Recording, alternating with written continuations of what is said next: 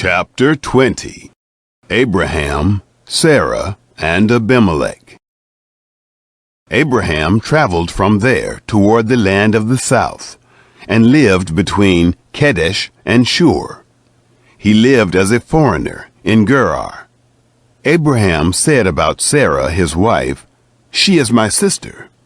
Abimelech, king of Gerar, sent and took Sarah.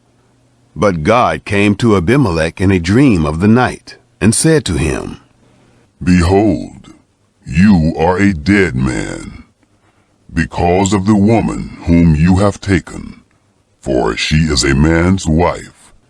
Now Abimelech had not come near her. He said, "Lord, will you kill even a righteous nation? Didn't he tell me, 'She is my sister'? Even she herself said, 'He is my brother.' In the integrity of my heart and the innocence of my hands have I done this." God said to him in the dream, "Yes, I know that in the integrity of your heart you have done this, and I also withheld you from sinning against me. Therefore, I didn't allow you to touch her. Now, therefore, restore the man's wife, for he is a prophet, and he will pray for you, and you will live. If you don't restore her, know for sure that you will die, you and all who are yours." Abimelech rose early in the morning, and called all his servants, and told all these things in their ear. The men were very scared. Then Abimelech called Abraham and said to him, "What have you done to us? How have I sinned against you, that you have brought on me and on my kingdom a great sin? You have done deeds to me that ought not to be done." Abimelech said to Abraham, "What did you see that you have done this thing?" Abraham said, "Because I thought, surely the fear of God is not in this place. They will kill me for my wife's sake. Besides, she is indeed my sister, the daughter of my father, but not the daughter of my mother, and she became my wife. It happened, when God caused me to wander from my father's house, that I said to her, 'This is your kindness which you shall show to me. Everywhere that we go, say of me, "He is my brother."' Abimelech took sheep and cattle, male servants and female servants, and gave them to Abraham, and restored Sarah his wife to him. Abimelech said, "Behold, my land is before you. Dwell where it pleases you." To Sarah he said, "Behold, I have given your brother 1,000 pieces of silver. Behold, it is for you a covering of the eyes to all that are with you. In front of all, you are vindicated." Abraham prayed to God. God healed Abimelech and his wife and his female servants, and they bore children. For Yahweh had closed up tight all the wombs of the house of Abimelech, because of Sarah, Abraham's wife. Chapter 21. The birth of Isaac. Yahweh visited Sarah as he had said, and Yahweh did to Sarah as he had spoken. Sarah conceived, and bore Abraham a son in his old age, at the set time of which God had spoken to him. Abraham called his son who was born to him, whom Sarah bore to him, Isaac. Abraham circumcised his son Isaac when he was 8 days old, as God had commanded him. Abraham was 100 years old when his son Isaac was born to him. Sarah said, "God has made me laugh. Everyone who hears will laugh with me." She said, "Who would have said to Abraham that Sarah would nurse children? For I have borne him a son in his old age." The child grew and was weaned. Abraham made a great feast on the day that Isaac was weaned. Sarah turns against Hagar. Sarah saw the son of Hagar the Egyptian, whom she had borne to Abraham, mocking.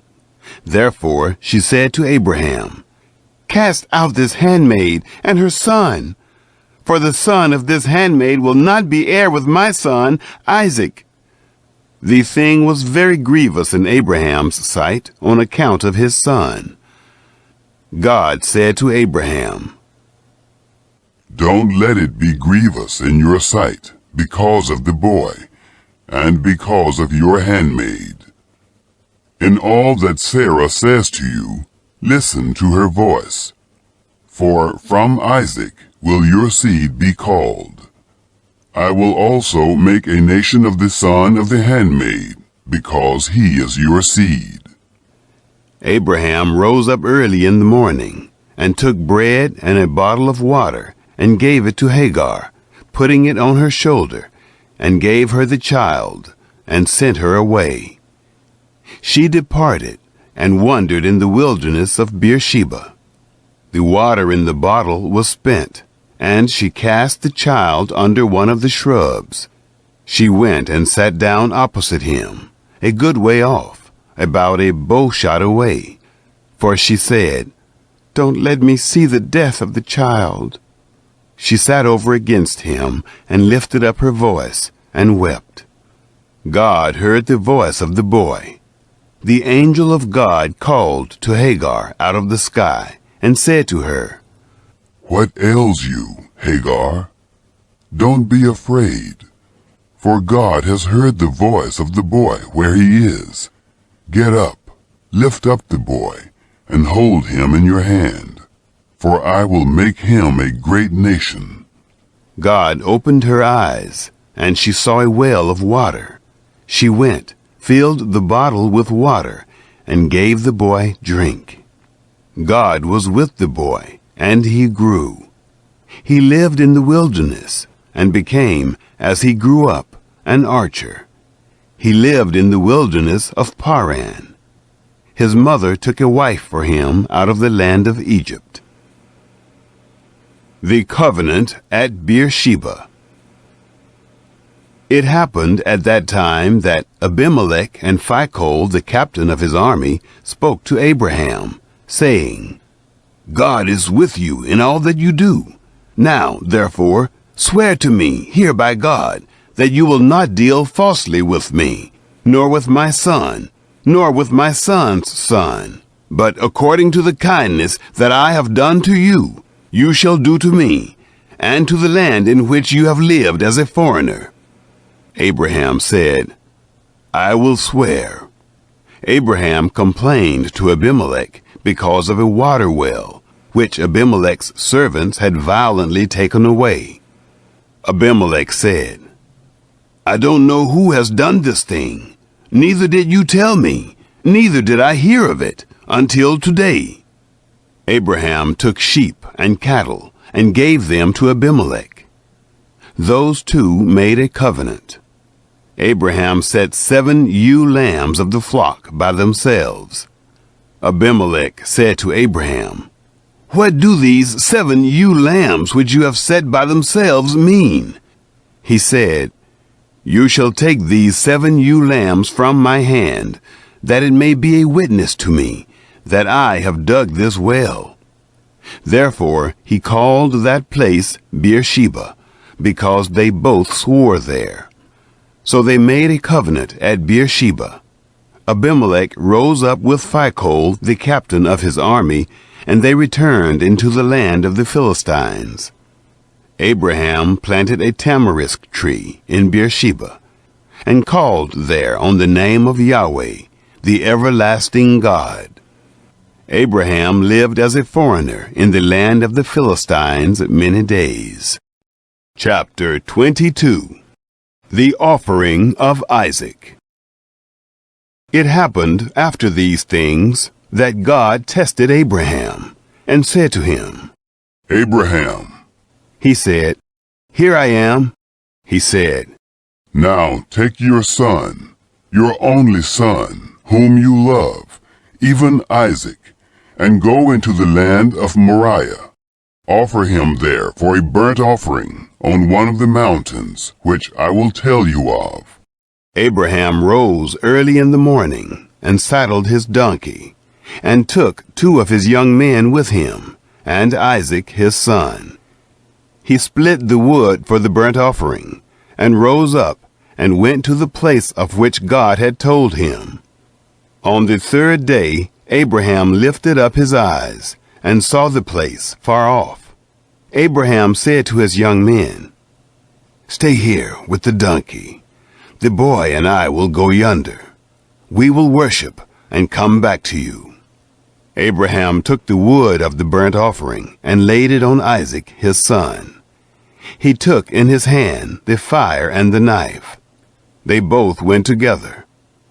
Isaac spoke to Abraham his father and said, "My father."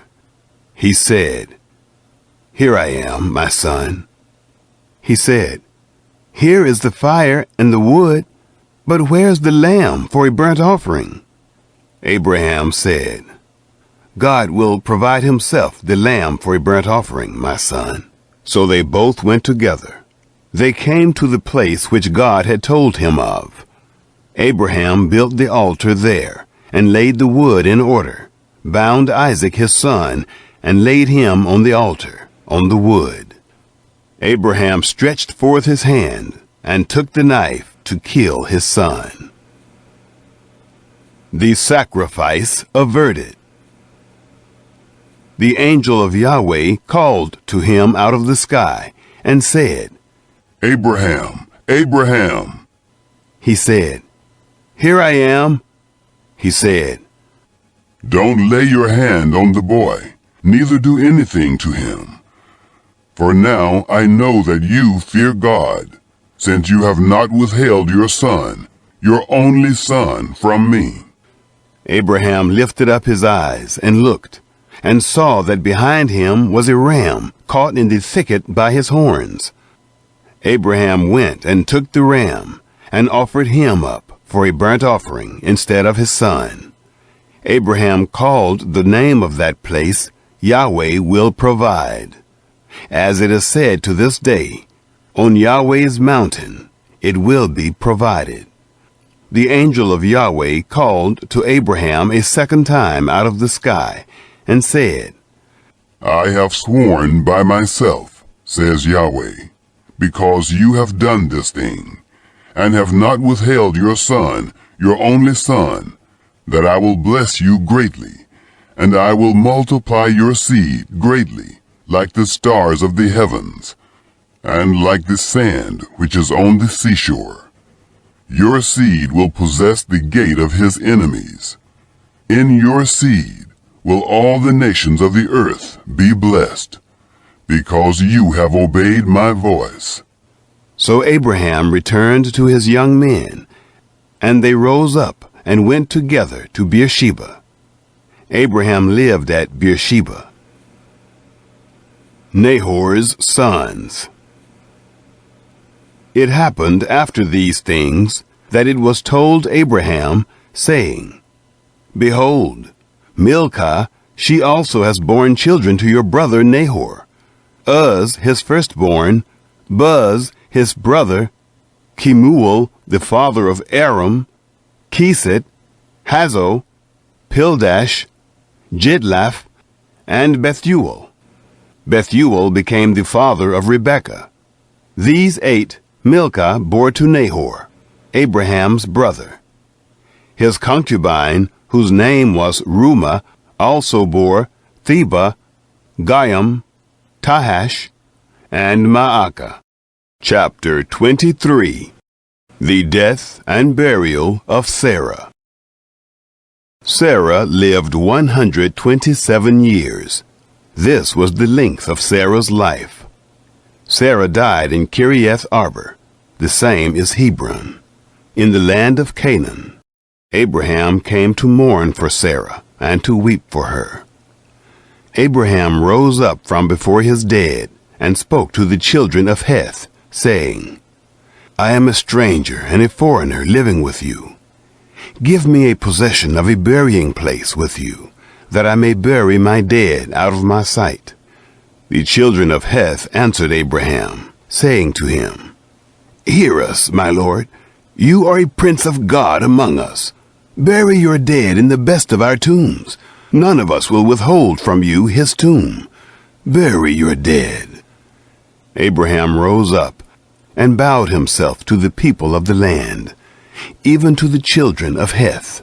He talked with them, saying, If it be your mind that I should bury my dead out of my sight, hear me, and entreat for me to Ephron, the son of Zohar, that he may give me the cave of Machpelah, which he has, which is in the end of his field. For the full price let him give it to me among you, for a possession of a burying place. Now Ephron was sitting in the middle of the children of Heth. Ephron the Hittite answered Abraham in the hearing of the children of Heth, even of all who went in at the gate of his city, saying, No, my lord, hear me. I give you the field, and I give you the cave that is in it. In the presence of the children of my people, I give it to you. Bury your dead. Abraham bowed himself down before the people of the land. He spoke to Ephron in the audience of the people of the land, saying, But if you will, please hear me. I will give the price of the field. Take it from me, and I will bury my dead there. Ephron answered Abraham, saying to him, My lord, listen to me. What is a piece of land worth 400 shekels of silver between me and you? Therefore, bury your dead. Abraham listened to Ephron. Abraham weighed to Ephron the silver which he had named in the audience of the children of Heth, 400 shekels of silver, according to the current merchant's standard. So the field of Ephron, which was in Machpelah, which was before Mamre, the field, the cave which was in it, and all the trees that were in the field, that were in all of its borders, were deeded to Abraham for a possession in the presence of the children of Heth, before all who went in at the gate of his city. After this, Abraham buried Sarah, his wife, in the cave of the field of Machpelah, before Mamre, that is, Hebron, in the land of Canaan. The field and the cave that is in it were deeded to Abraham for a possession of a burying place by the children of Heth.